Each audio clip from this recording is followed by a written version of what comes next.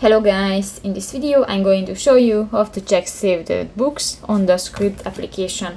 But first of all, I just want to mention, please don't forget to subscribe to our channel, because at 100,000 subscribers we are going to show you our YouTube revenue statistics and growth strategy, how to make money online.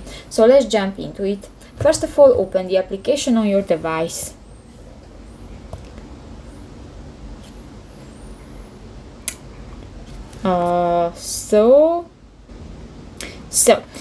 That's the home screen, and if you want to check your saved books, go to the last go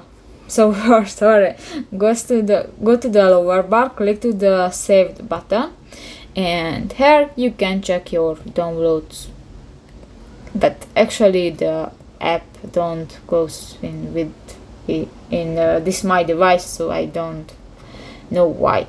So that's pretty much it for this video, guys. See you in the next time. Bye bye.